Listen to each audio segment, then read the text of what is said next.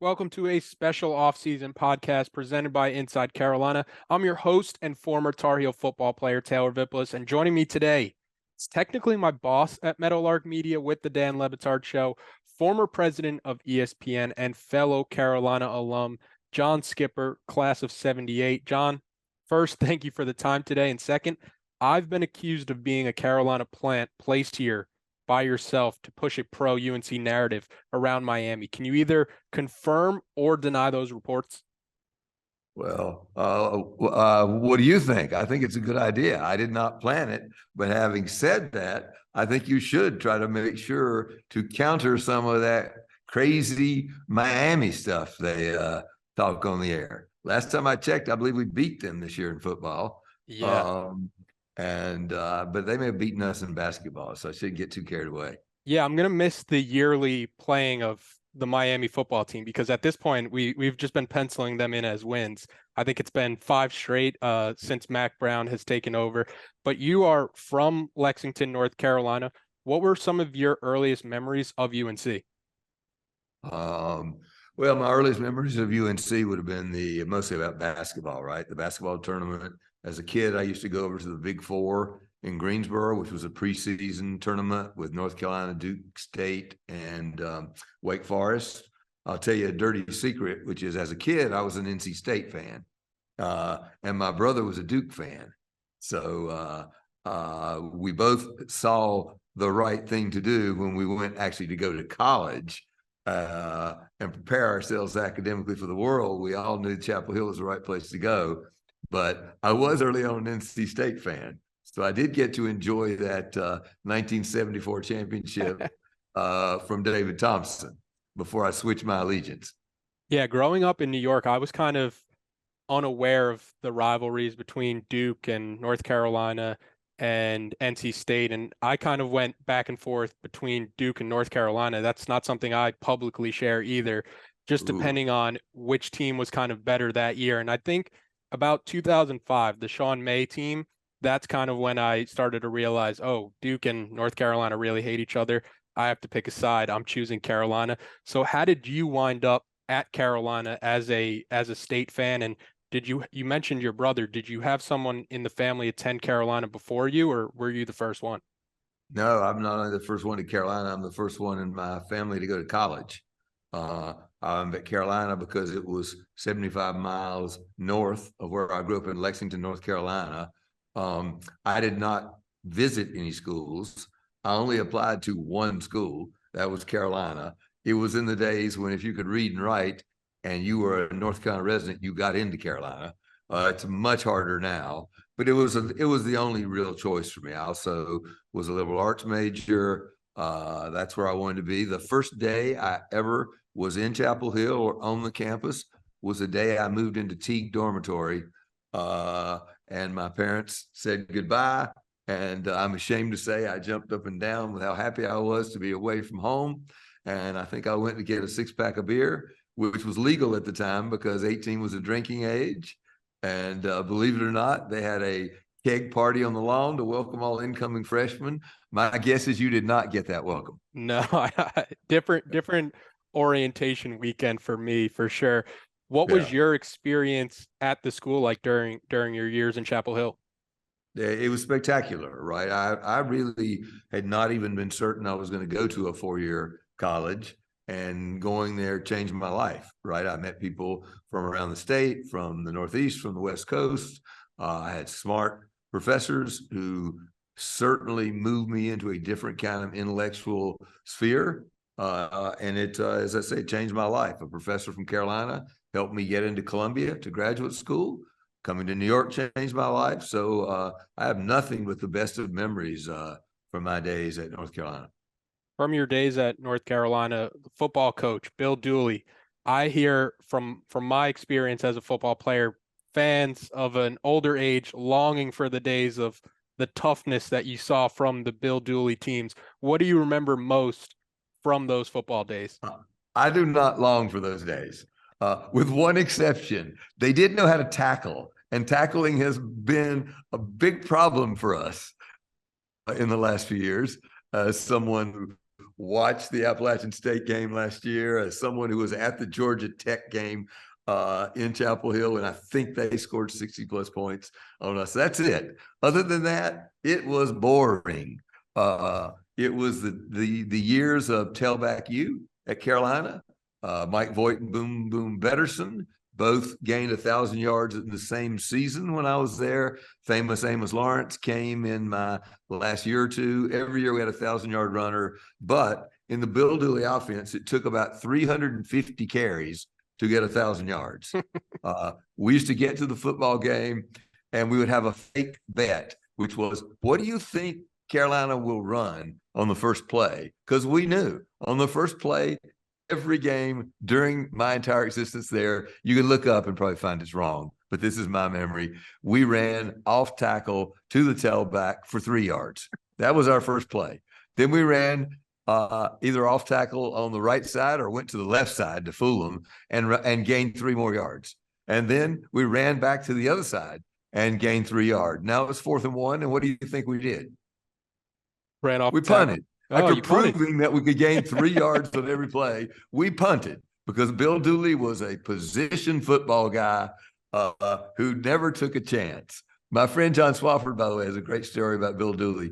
John Swafford, if you didn't know this, was the last quarterback at the University of North Carolina to complete every pass he threw in a game. Wow. He was 5 for 5. You know what the big problem was? No, what was that? Carolina players only caught 2 of the 5. They went to the other team? The opposing team caught 3 of his passes. And that was the last time he ever played quarterback. And I think he told me that's when Bill Dooley said, that's why we don't pass. Maybe the problem was the quarterback. Yeah. I was going to say the punting on 4th and 1, that was before the analytic days where now coaches are like, maybe we should go for it a bit more. We never win. It would be 4th and 1 inch on the 50-yard line, and we wouldn't go. Every game was played between 10 and 20 points. I believe that if you look at every result, it's 17-14, 14-10, 14-7, 21-14, 21-17. That was an offensive fireworks show if we got up to 21, 24 points in those days. You've seen the evolution of football from those 7-3 games to the 63-61 games we saw this past season in App State. What was the no shot clock 4 corners era of basketball like? It was great because we won almost every time. I was exactly contemporaneous with Phil Ford. So Phil Ford was the point guard while I was there. He's National Player of the Year at least once, maybe twice. And if we went into the 4 corners, I think it is accurate. Again, recollection at this point is a tricky matter sometimes. But I believe it's the case that every game we went into the 4 corners in the 4 years I was there, we won. Except once. When we went to the 4 corners against Marquette in the final in 1977, we had a badly banged up team. Marquette led most of the way. They had a good team. I think Barnard Toon was on that team, and Jerome Whitehead, and I think Butch Lee. We had a great team. Phil Ford, Walter Davis, Kupchak was injured. John Kuster was there. Bruce Buckley, and I'm forgetting somebody. But we had a great team. Tom Lagarde, I think, was injured too. Well, Tom Lagarde was out for the season. February. And it was one of the great times at Carolina. I think it was still a field of 32. We beat Notre Dame on St. Patrick's Day. And they had a great team. We beat Kentucky in the finals of the regional. We beat UNLV before losing to Marquette. Carolina is a rare school where some of our teams that didn't win the title are just as good as teams that did win the title. You mentioned the 76-77. You have the 93-94 with Stacks, Rasheed Wallace, Montrose, the 97-98, Antoine and Vince, 11-12 with Kendall Marshall breaks his wrist, Harrison Barnes on that team, Zeller, Henson. My last year as a student at Carolina was the 16-17 where we lose to Villanova on the buzzer beater. what do you think, or what would you consider is the best team that never won a title at Carolina? Well, that team, I was at the Final Four when North Carolina played Utah, and that was a Jamison Stackhouse team, right? I believe so. 97, 98. And yeah, and they also had Brendan Haywood, who was mostly on the bench, Mokhtar Jai, I think Shammond Williams. We were loaded. They had a very good team too. Hannah Matola. It oddly enough was after Van Horn had graduated, but it was Hannah Matola, Andre Miller, and a big guy's name I can't remember. But we should have won that game. Mokhtar Jai got 3 fouls. In the great Carolina tradition of you get 2 or 3 fouls in the first half and you're done. Yeah. He was done. Brendan Haywood hadn't played all year. Guthridge played a very short rotation, and we lost to a very good Utah team who lost to Kentucky in the final. What do you remember most about the narrative around Dean Smith before he won his first title? Because in hindsight, he's propped up as one of the best coaches to ever coach college basketball. We could say he's one of the best coaches ever now, but before 1982, when he does win the first title, it seems like if it was a completely different story. Look, when I was there, he was saintly, right? Everybody revered Dean Smith. And even though we had great teams that didn't win, people were worried that Dean would never win, he still was idolized, right? Everybody loved Dean Smith. I was there before they hung him in effigy, right? By the time I got there, everybody was happy. We figured he'd win at some point, and then if he didn't win, it would be because he wasn't willing to sacrifice his principles to win. The worst, actually, I got a different answer for you on the best team to never win. We should never have lost to Indiana when Jordan was a junior. And that is a good one. And Dean took him out. He got 2 fouls, and Dean sat him for 14 minutes. You know the old famous quote that the only person who could hold Michael Jordan to 16 points a game was Dean Smith. And Dean, the only criticism we ever had of Dean, and we believe he walked on water, was, at some point, call a timeout. If the other team is making a 5-0 run, a 10-0 run, a 15-0 run, you don't need that timeout at the end of the game that you're saving for. But Dean had a way he did things, and he was going to do them. And again, I think he may have been the best person who ever was a great basketball coach. I want to get into your time as president at ESPN and how it relates to UNC. But in true Le Batard Show fashion, I have a top 5 list of UNC nicknames, and I wanted to get your opinion on it. There's one that I have now that you mentioned earlier that I'm adding to my outside looking in, and that is James Boom Boom Betterson. It's a great name, Boom Boom Betterson. The nickname is kind of a dying trend in sports, I'm kind of noticing. Do you feel that way? Yes, and remember, he was followed by famous Amos Lawrence. He's followed on this list, too, by famous Amos Lawrence, number 5. Excellent. Number 4, I have Charlie Choo Choo Justice. Choo Choo was a pretty great name. And that's a little before my time, even, Taylor. I know that's odd, but there was a time at Carolina before me, but I think he played way back in the 30s, if not the 40s. And I was busy over in Europe fighting the war. Number 3, I have Billy Cunningham, the Kangaroo Kid. Kangaroo Kid, that's great. I brought that up yesterday. I had somebody in here who was a Philly fan, and I'm like, do you remember or know about the Kangaroo Kid? He had no idea. No idea. Number 2, I'm pretty sure he was on campus the same time as you. Dudley Bradley, the Secretary of Defense. Dudley Bradley was unbelievable. Long arms, long fingers, and a lockdown defender. That's a good one. And then the number 1, the best nickname at UNC with the backstory, George Glamick, who was nicknamed the Blind Bomber because of his poor eyesight and remarkably accurate hook shot. And from his Wikipedia page, it says he was ambidextrous when on the court, but also so nearsighted that the ball was merely a dim object and he never looked where he was shooting, and he just looked at the black lines on the court, and by doing that, he knew where he was in reference to the basket. And to this day, his 45 points against Clemson in 1941, still the fourth highest total in UNC single game history. Wow, that's a lot of points for a guy who can't see. There's a lot more. You could go to 10. There's Silent Sam. Okay. Sam Perkins. Okay. With Silent Sam, and that was when that heinous statue was on the campus called Silent Sam, but they called Sam Perkins that. And of course, there is Air Jordan, but he wasn't called that when he was at Carolina. Yeah, I was trying to take into account the GOAT's a pretty good nickname, by the way. The GOAT. That is. You can maybe take that to number one. I was trying to take into account their time at Carolina. And I also had Easy Ed Coda in my outside looking in.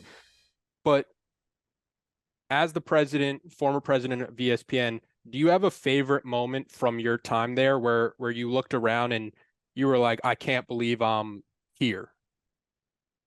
I did that almost daily. I don't know if you mean in relation to my Carolina ship. Maybe both. But maybe the time I remember that was the best was being in the end zone of the Rose Bowl. Vince Young in Texas playing Matt Leinart and USC. And I think Reggie Bush may have been on that team also. Yep. And on the last play of the game, I was standing just outside of bounds in the end zone when Vince Young ran. And on the final play of the game, I think they beat them either 41-38 or 38-35. Best college football game I've ever seen. And I got to stand on the end zone because I worked for ESPN. That is a great one. That was one of the first games I remember as my introduction to college football, where my dad was born and raised in Italy, so I don't really have the connection to American sports that a lot of kids do growing up. Mm-hmm. But that was the first game I remember watching and thinking, like, whatever this is, I need more of it in my life.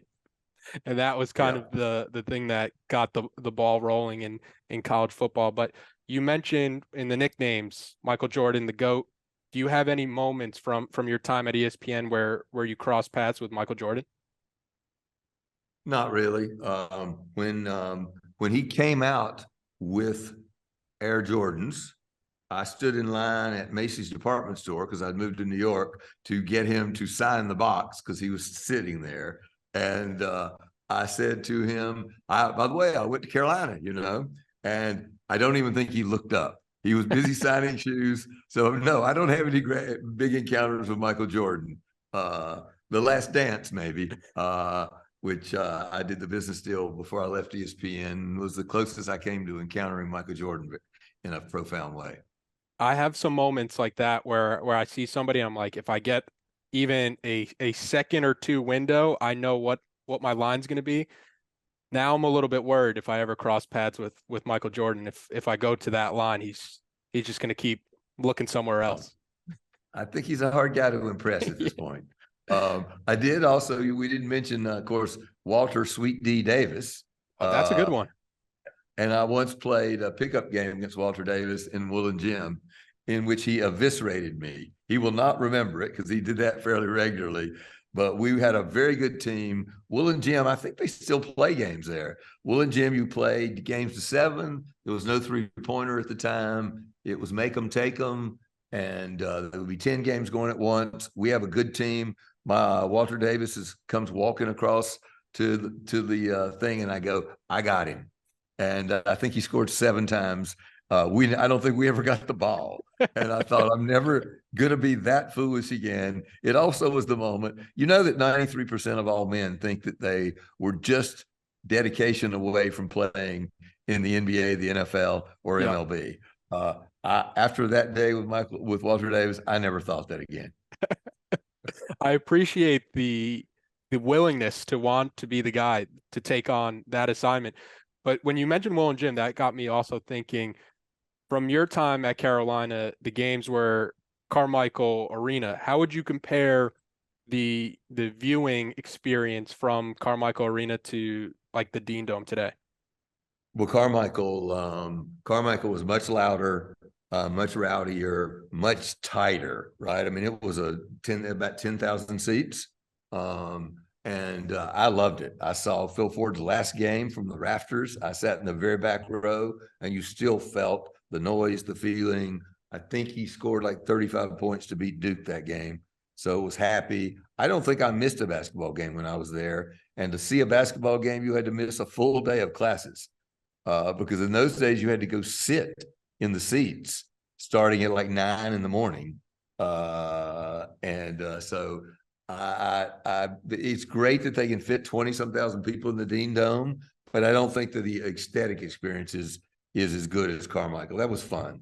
Yeah, but not the same. Yeah, as when you think of UNC and ESPN, the first name you usually think of is the late great Stuart Scott. I remember watching SportsCenter growing up and seeing how cool he made sports when he was doing the highlights with his pop culture references.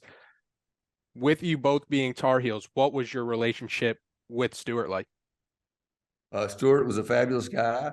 I felt very close to him. I watched him. I'll never forget. It's awful to remember in a way. We were at a Monday night football game in Pittsburgh, and I got a call in the middle of the night that Stuart had been rushed to the hospital. I got a relieved call a couple of days later that he had appendicitis, and everything was great. When they biopsied the appendix, they discovered it was cancerous. I watched him with great courage and perseverance continue to do SportsCenter, to continue to work hard. He's one of the best guys I've ever known. And the company, everyone at the company did him. I'd go by to see him at 11 p.m. For the late night SportsCenter. He'd do SportsCenter, and then he would put his head on the desk, put his arms around it the way you'd fall asleep, right, trying to study, because he would be exhausted, because between the chemotherapy and the radiation and continue to do his job, he really was an inspiring guy, a wonderful guy. When he was coming up and he was first being put on TV, was there ever any pushback because of what he was doing was so different with a non-athlete African-American broadcaster bringing in all these kind of catchphrases? Well, I wasn't there when Stuart started doing that. Having spoken to everybody who was there when he did it, I can't find anybody who says they opposed it. But everybody says that everybody else opposed it. So yes, there was a lot of feeling that you, as a SportsCenter anchor, you needed to basically fit into a role, and you needed to conform to the show, not the other way around. Chris Berman, of course, famously subverted that. And then Stuart was the first person to subvert that as a African-American who came in speaking the way he felt comfortable. And yes, there was a lot of pushback, no matter what that everybody tells me there was not. The talk of the off seasons right now for Carolina has been around conference realignment. They had the Magnificent Seven report. I also saw a report from Noah Monroe from the Daily Tar Heel. Each SEC school is expected to receive about $68 million in their new TV deal, while ESPN will only pay ACC schools $17 million. Big Ten's new deal, schools could see returns north of $70 million after UCLA and USC complete their moves. What do you think North Carolina's future is with conference realignment? I think North Carolina should remain in the ACC. It's their natural home. By the way, all these schools, clamoring for how we're going to get more money, there always seems to be the assumption that if they could get out of the grant of rights, they would just go to the SEC or the Big Ten. I don't think the SEC or the Big Ten has extended any of those schools an invitation. And I'm pretty sure the SEC has already said they're happy at 16, and they have very little reason to add teams that are in states in which they already have a member. There's no more money. So I don't think there's an obvious place to go. I have a funny thought for you. What I think the ACC should do is go get 8 teams out of the Pac-12 and form the APCC, the Atlantic Pacific College Conference. And that would take their footprint to include all of the West Coast.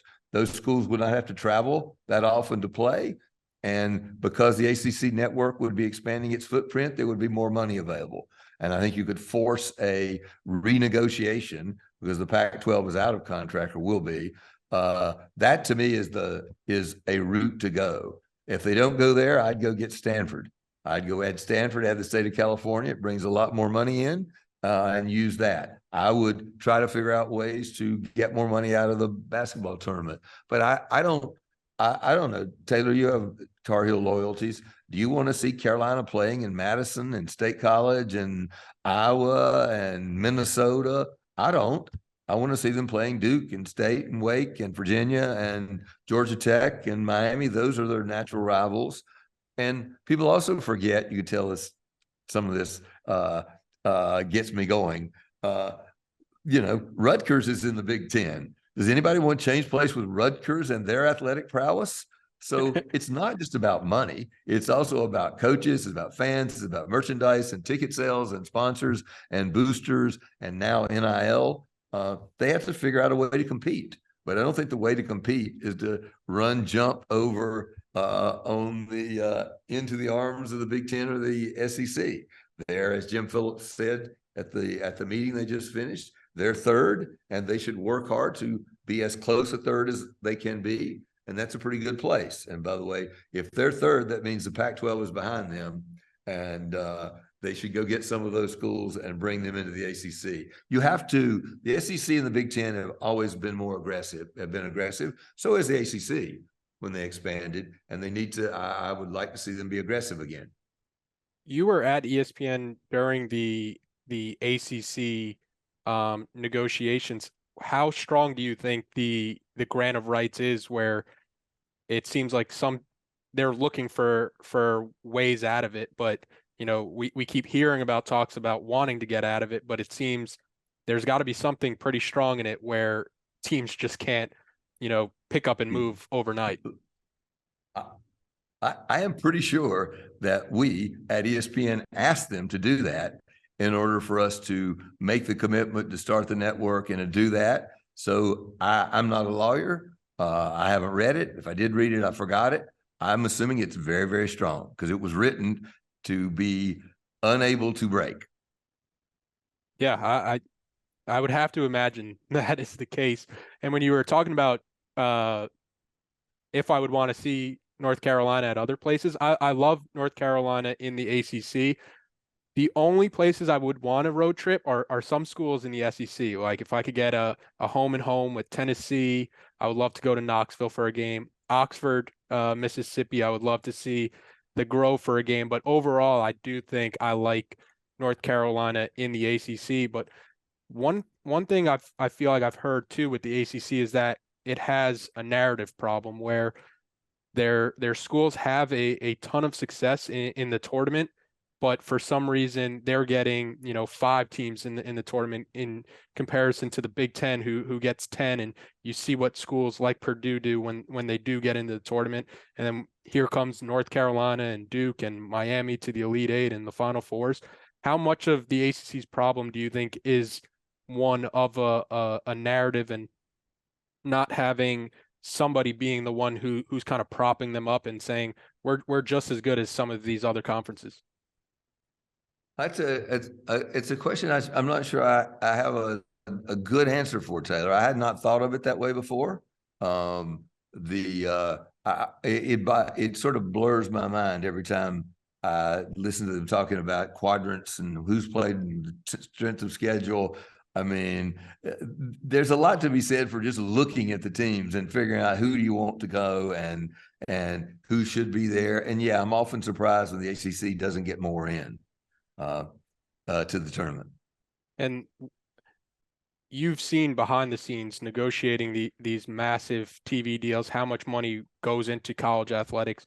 What have you thought of the introduction of the name, image, and likeness, NIL, to where athletes are now able to see a part of the revenue coming in and able to profit, even though it's not coming from the NCAA's pockets?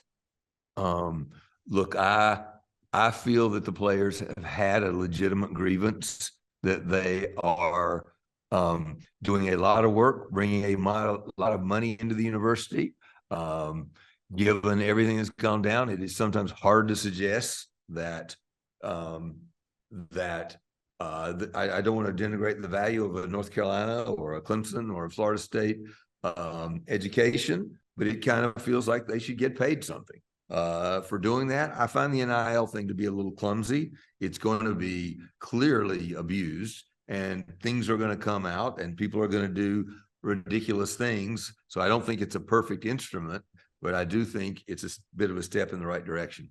Yeah, and NIL, the biggest complaint with that is how hard it is to regulate what schools are doing, and the big schools with the big donor bases will dominate the sports landscape. But in a sense, they've already been doing that with teams like Alabama. What do you think college sports will look like in 5 years or even 10 years, and how much will it be unrecognizable from what it was just a couple of years ago?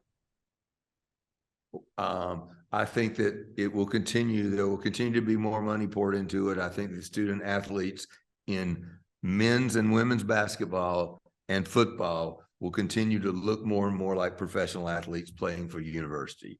We should remember that lots and lots of students play other sports, have a very different experience than those players have.